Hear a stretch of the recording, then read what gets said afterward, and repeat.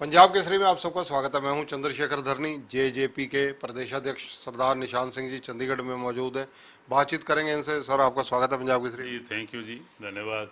अब नगर पालिकाओं के निकाय के जो चुनाव घोषित हो गए हैं, उनको लेकर क्या रणनीति रहेगी? बीजेपी से गठबंधन में लड़े जाएंगे या अलग लड़े जाएंगे?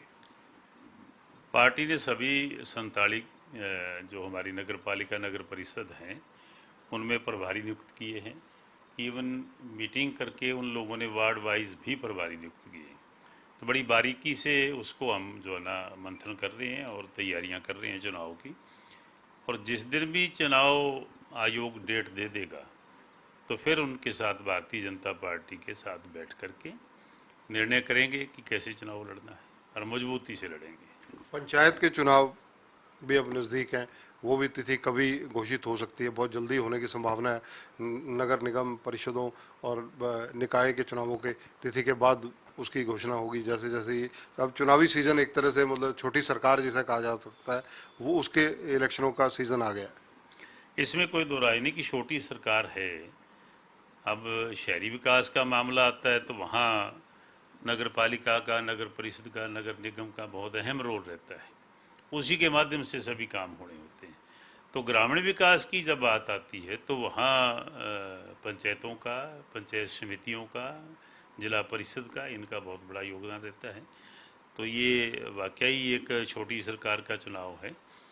उसमें भी जब भी तारीख आएगी तो उसमें देखो, पंचायत का चुनाव तो थोड़ा फिर भी भाईचारे में आ जाता है, लेकिन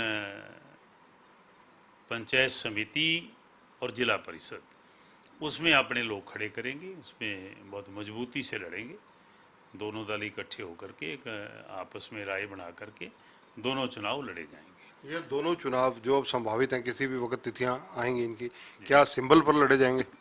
देखिए, ये फैसला दोनों दल मिलकर के करेंगे कि सिंबल पर लड़ना है, किस कहाँ तक सिंबल पर लड़ना है। अब नगर परिषद, नगर पालिका, जिला परिषद, तो ये सारी चीज़ें बैठ कर के तय होंगी।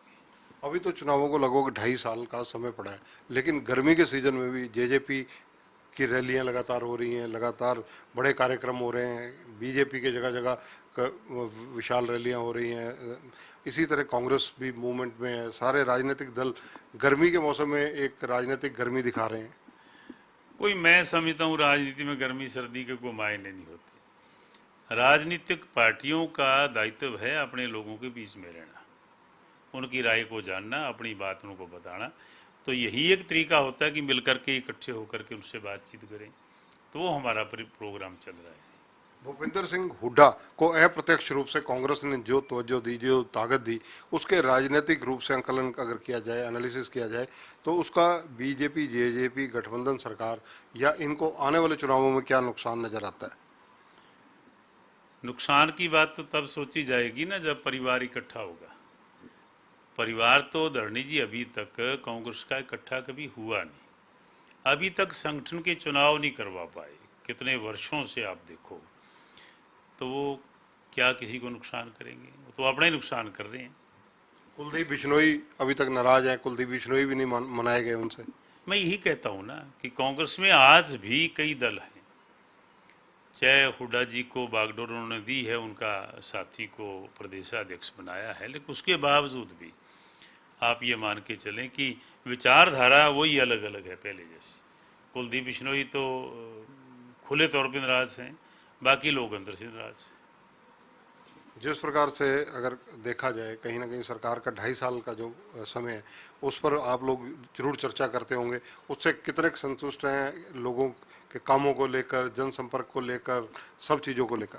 देखिए, सरकार ने बावजूद इसके कि कोविड की महामारी रही, एक सवा एक साल उससे प्रभावित रहे, और किसान आंदोलन से भी देखो काम तो ये प्रभावित हुए ही हैं, उसके बावजूद भी सरकार की परफॉर्मेंस निराशाजनक नहीं है।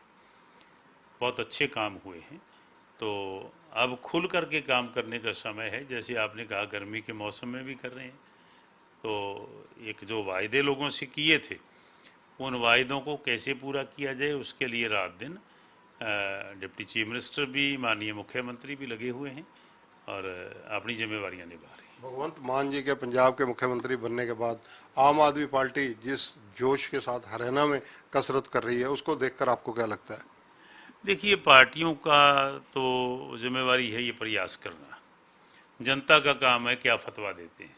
लेकिन अभी तो हरियाणा के अंदर तो 2.5 साल पड़े हैं, अभी कोई ऐसा माहौल नहीं है। और ना मैं समझता हूँ पंजाब को संभालने वहीं जिस दिन से वो बने हैं उस दिन से पंजाब के अंदर आप ये मान के चलें क्राइम रेट बढ़ा है, एजिटेशंस बढ़ी हैं और पाकिस्तान से इंटरफेरेंस जो है वो बढ़ी है। तो उलझ करके रह गए पूरी तरह से। ऐसा लगता है अभी पंजाब को संभालें, बाकी तो अभी दूर की बात। तो पंजाब के किसानों ने उनको 2-2.5 महीने का वक्फा ही हुआ है, अभी सरकार संभाले, सड़कों पर आ गए हैं पंजाब के किसान। सड़कों पे हैं।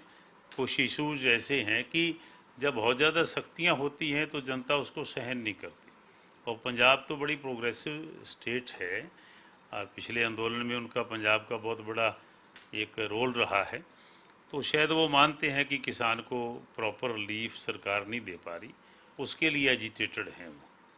तो मैं तो ये कहूँगा कि उनको भी, सरकार को भी किसान की जो दिक्कतें हैं उनको नज़रअंदाज नहीं करना चाहिए। जेजेपी के आने वाले दिनों में अगर चर्चा की जाए, क्या मूवमेंट रहने वाली है, क्या कार्यक्रम रहने वाले हैं? कंटिन्यू कार्यक्रम हमारे चल रहे हैं। हमारे राष्ट्रीय अध्यक्ष डॉक्टर अजय सिंह चौटाला जी, उप मुख्यमंत्री दुष्यंत चौटाला जी लगातार प्रोग्राम बना करके हम जो है ना पूरे हरियाणा भर में जा रहे हैं और ये कंटिन्यू ऐसे ही रहेंगे। हमारा मेंबरशिप ड्राइव था, वो जो टारगेट था 4.5 लाख का, वो 7 लाख हमने तक बढ़ा लिया, जबकि 4.5 का माननीय राष्ट्रीय अध्यक्ष जी ने टारगेट दिया था। 7 लाख की मेंबरशिप हो चुकी है, उसको और आगे बढ़ा रहे हैं। जैसे लोग अभी कह रहे हैं कि हमने और मेंबरशिप करनी है, तो इसके साथ साथ पार्टी की पूरी बॉडी नीचे से लेकर के राष्ट्रीय लेवल तक हमने दोबारा से बनाई है। लगभग अनाउंस हो चुकी, छुटपुट रहती है। तो एक नए सिरे से एक मजबूत जनाधार के लिए आगे बढ़ रहे हैं। इनेलो के सुप्रीमो चौधरी ओम प्रकाश चौटाला भी इस वक्त फील्ड में, गांवों में इधर उधर काफ़ी ज़्यादा सक्रिय नज़र आ रहे हैं। वो ठीक है, इज ओल्ड मैन, बहुत बुजुर्ग हो चुके हैं, तो को आउटपुट तो नहीं है। जब से पार्टी अलग हुई है हमारे पास तो, हमने तो नया घर बसाया था, कोई एसेट्स नहीं थे, उसके बावजूद भी 17.5% वोट लोगों ने दिया, तो वहाँ तो 1.5% पे रह गए। तो आगे बढ़ने वाली बात तो कोई नज़र नहीं आई ना, कि लोग कोई समर्थन सहयोग देते हों, ऐसा भी नज़र नहीं आ रहा। धन्यवाद। तो ये हैं सरदार निशान सिंह जी, जेजेपी के प्रदेशाध्यक्ष हैं हरियाणा के। इनका कहना है कि जो बीजेपी जेजेपी गठबंधन की सरकार है, 1.25 साल कोविड का जो रहा, बहुत अच्छा वक्त नहीं रहा, उसके बावजूद सरकार की परफॉर्मेंस बहुत बढ़िया है, क्योंकि सरकार ने जिस हिसाब से लोगों के जनहित के, पब्लिक इंटरेस्ट के काम किए हैं, लोगों को अब ये लगने लगा है कि जो सरकार है जनता की पूरी सुनवाई करती है और करेगी। जहाँ तक अगला आगामी चुनावों की बात है, बीजेपी जेजेपी आपस में बैठकर तय करेंगे कि कहाँ किसने किस जगह चुनाव लड़ना है। कैमरामैन संजय सिंह के साथ चंद्रशेखर धरनी, पंजाब केसरी टीवी, चंडीगढ़। हमसे जुड़े रहने के लिए हमारे YouTube चैनल को सब्सक्राइब करें और नई वीडियो की नोटिफिकेशन के लिए बेल आइकॉन को दबाएं। अगर आप ये वीडियो Facebook पर देख रहे हैं तो लाइक जरूर करें और ज्यादा से ज्यादा शेयर करें। धन्यवाद।